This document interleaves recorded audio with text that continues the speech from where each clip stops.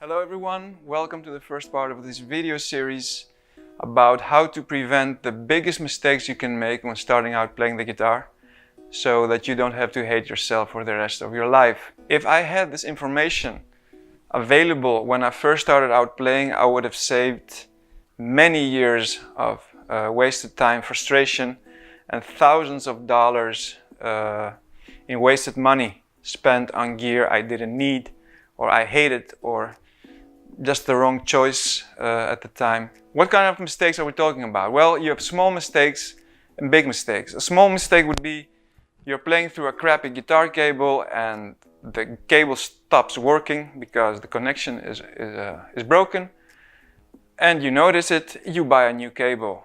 Few dollars lost, not much time wasted, easy solution.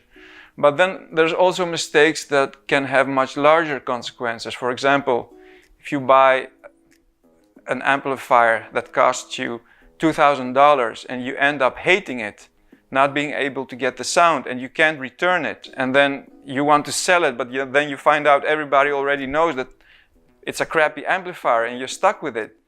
That's the mistakes we are talking about. So what I did is I made a list of the biggest mistakes and the most costly mistakes I've made in my 25 plus years of playing the guitar and making music, and I listed them in order of importance plus what you can do about it so that you don't have to go through the same headaches and frustration I have been.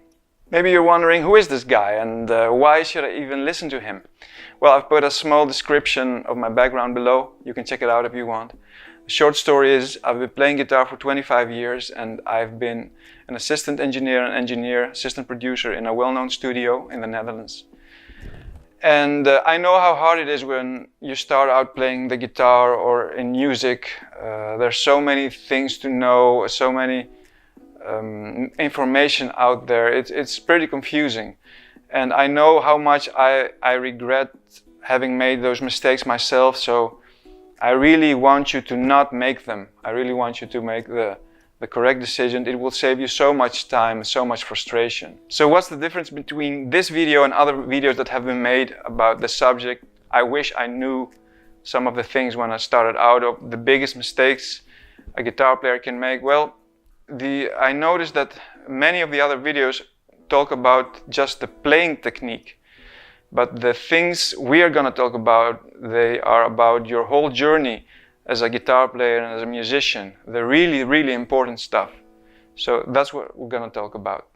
Tip number one, most important piece of advice I can give you: find a guitar teacher. We now live in a time where you can go on YouTube, you can find thousands of tutorial videos, you can have lessons online, but my experience is nothing can replace a real life teacher, someone that is sitting while you're playing, is sitting beside you, pointing out the stuff that you're doing. Any question you can have yourself, you can ask your teacher about gear, about playing, about some challenge you have, about some difficulty you have, about music. It's real time. That's very important. You're not wasting time searching and listening to people that you think the information might not apply to you. There is no substitute for having a real life teacher. Some people will say, well, teacher sounds expensive, sounds a bit restrictive, not really creative. I want to do my own thing. I want to be self-taught. Yeah, well, there's a romantic side to that, because when you're self-taught, and I have been self-taught for many years, and it can be fun, you're finding out things yourself, but there's a lot of trial and error involved. Trial and error can be fun when you're breaking new ground and you're making progress, but it's not fun at all when you get stuck, or even worse, when you have to unlearn a faulty technique that you've learned. That can either hurt you by your shoulder or your wrist, and maybe you find out 3 years later that you have to unlearn this technique and it will be hard for you. You've just wasted a lot of time, while a guitar teacher could have pointed that out right away. Listen, just hold it a bit like this, just use your arm differently, and it would save you a lot of time and maybe even injuries. Taking guitar lessons, having a guitar teacher is not just for beginners. There are many pros that take guitar lessons or have taken guitar lessons at some point. Kirk Hammett from Metallica has taken guitar lessons. I don't know if he was paying attention, but he took guitar lessons. Kerry King from Slayer took guitar lessons at some point to improve his soloing and his picking technique. And I'm sure there are lots of examples of players who are taking guitar lessons and they don't talk about it because maybe then they don't want people to know. But it's not just for beginners; it's for everyone. Having a guitar teacher will put you in the position where you will make progress much faster than if you would have to figure stuff out on your own. Also, this doesn't just hold true for guitar playing, it's in every life area. It helps tremendously to have a sort of a mentor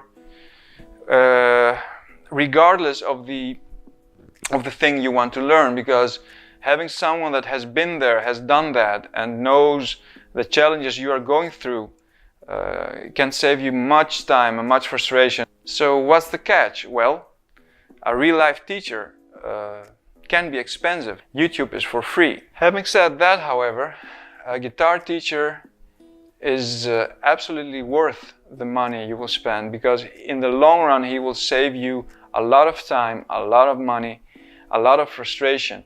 When I first started out as a guitar player, I didn't know anything about guitar. I saw James Hetfield playing a song in a music video. I rushed to the music store. The music store employee basically sold me a very crappy guitar and a very crappy amp. I think I paid around $400 for a $250 guitar and a $150 amp, and this was 25 years ago when you couldn't really get good stuff cheap. So it was really bad. So when I got home, I started playing and it sounded completely wrong to me. The distortion didn't sound right, the guitar didn't sound right, everything was wrong. And I didn't know why. I thought it was me. Of course it was me for a large part, I couldn't play. But it was also having to deal with crappy equipment.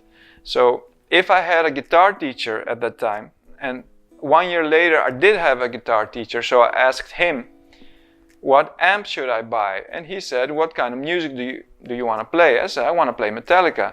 And he said, well, the cheapest way for you to go is to buy a Marshall. And he was right.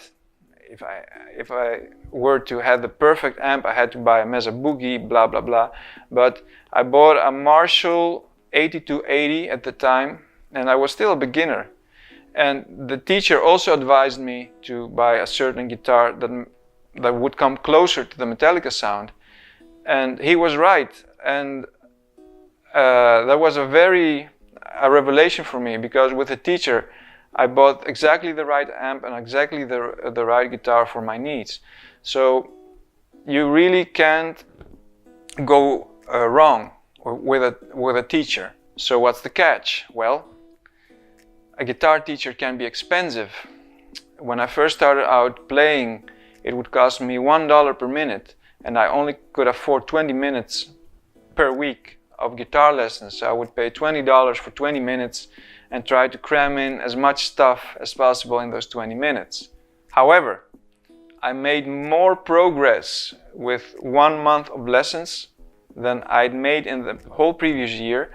Plus, I had basically thrown away $500 on a crappy amp and a crappy guitar that no one wanted because I didn't have anyone to help me with purchasing it. I didn't know any guitar players. I didn't know I could do that with a guitar teacher. So those $500 would be better spent on very different equipment or even guitar lessons when I first started out.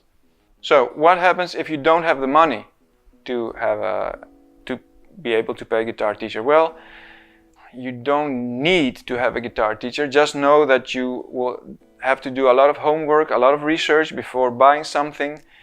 It will cost you more time, more energy, and maybe even more money than paying a guitar teacher in the first place to help you with that.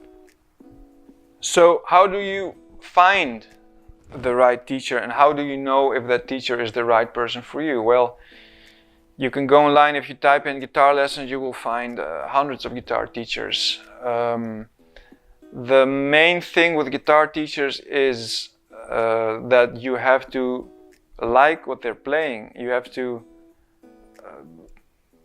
to be impressed with their playing. That's number one. So if you're not impressed with what they're playing, then say you'll find a guitar teacher, but he's specialized in blues, while you want to learn to play Metallica songs. Well, that's a problem. He won't be able to teach you the same way as a real metalhead teacher would be able to. So the teacher should be able to play the style you want to learn to play. So for example, if you want to learn to play Metallica songs, ask him to play Metallica songs for you and see if you're impressed with his playing, if you like what he's playing. It doesn't need to be perfect, but as long as you feel that you can learn the stuff from him, then it's fine. The guitar teacher for you, first of all, has to be able to play the stuff that you want to learn. But second of all, he has to be a good teacher.